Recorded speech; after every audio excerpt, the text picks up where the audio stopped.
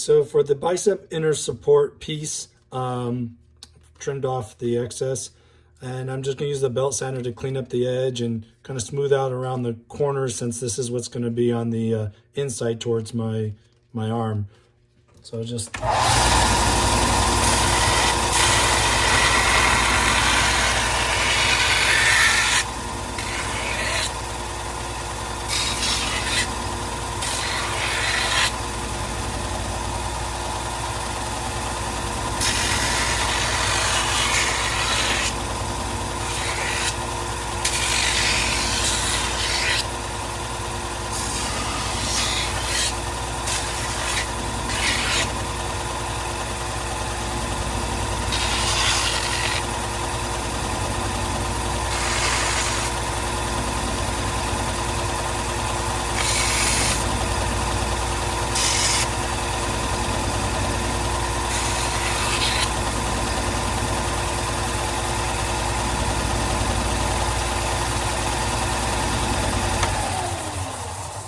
So just that little bit on the belt sander, kind of rounding the corners, just so there's no sharp edges there.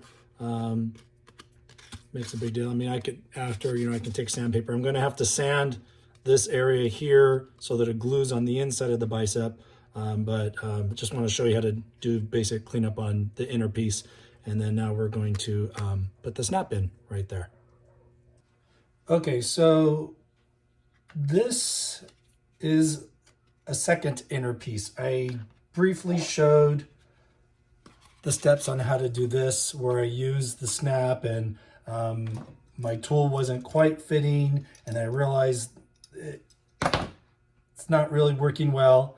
And then we did with the old kind of fashioned punch style to put the snaps in, and that was a bit difficult. So I might still leave that in the video, just kind of showing, why I trimmed that out was initially to use the snap tool and went with that. And then afterwards, I realized there's probably a better method to this.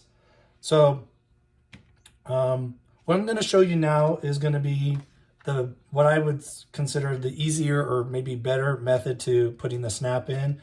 And that's going to be using little machine screws, a nut, a washer, and the snap.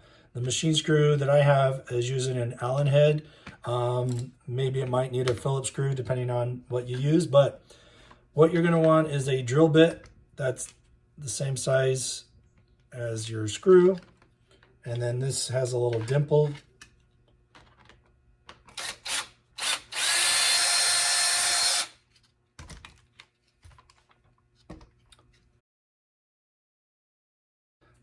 So we've got your hole drilled. So the little machine screw is going to go through this portion of the snap. It's going to go on the inside here.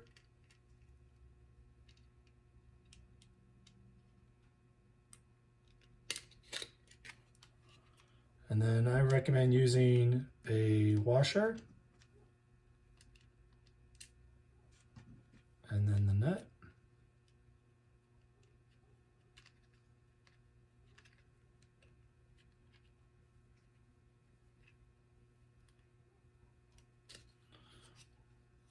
All right, hopefully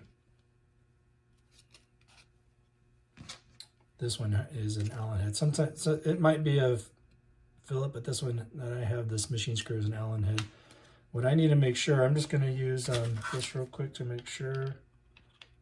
Yeah, so you want to make sure it's flush. You don't want the bolt or anything to protrude higher, because this needs to glue inside here, up here. So I'm just going to drop it down here just to give you an example.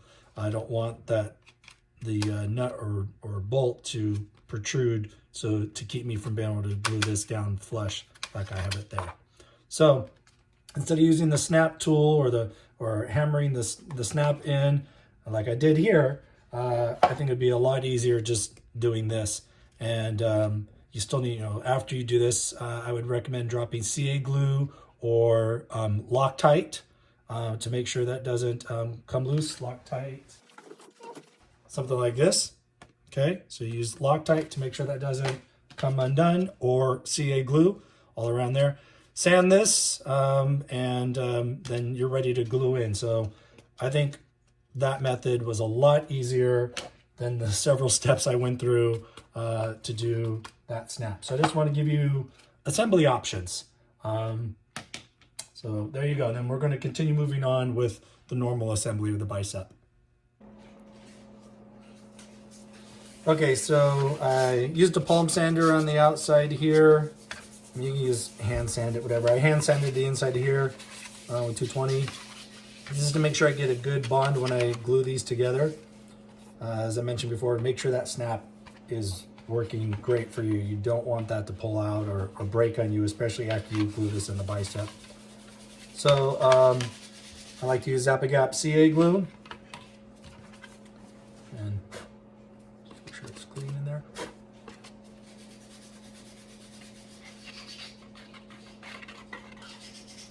I'm going to use a pretty generous amount here. I really want this to bond.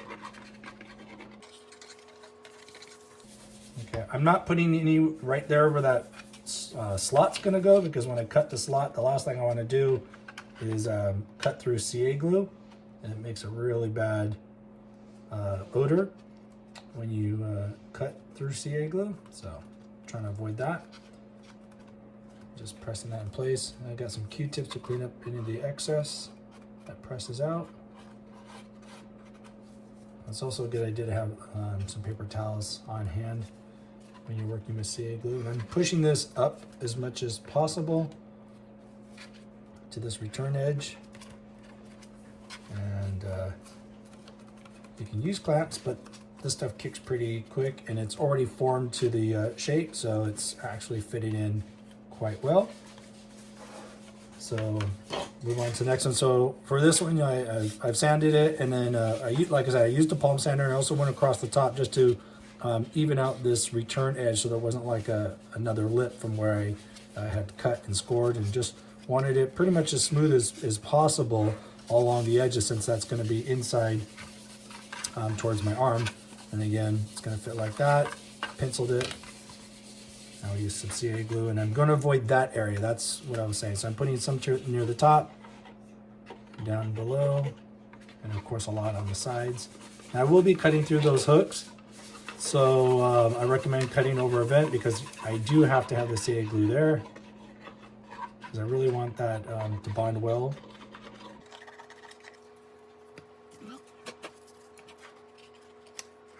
Slide that in place.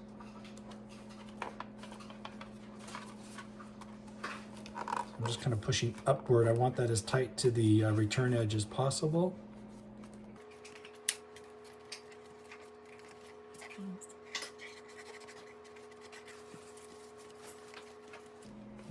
All right, and I'm just gonna let that sit. You could spray kicker, but I'm not going to, because I still want to work on gluing the strips and stuff in place, but I still got more sanding and prep work to do. So it's up to you how quickly you want to move on to the next step. If you want to spray kicker, and actually I think I will, because I do got a little bit more cleanup to do. So it'll be a while until I need to glue on the resin cast pieces. So I'll just spray a little in there.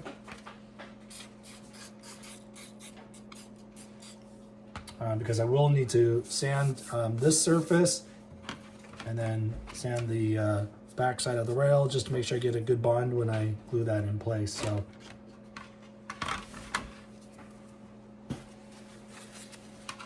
I use a little paper towel just to clean up the excess spray. The kicker is the accelerator that helps the CA glue bond or crystallize.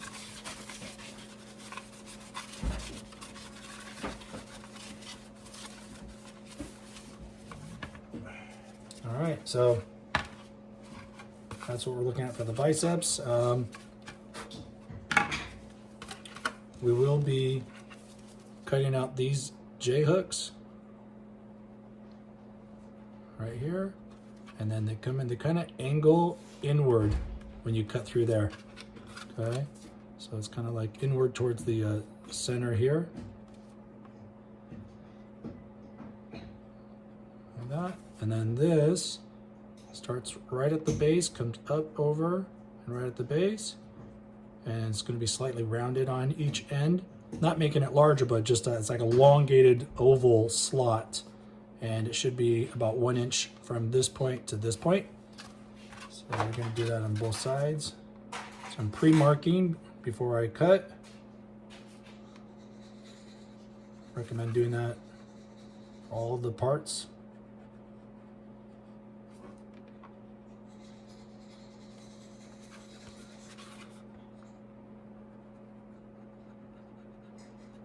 Again, that's going kind of inward there. All right, so we'll be trimming that out momentarily.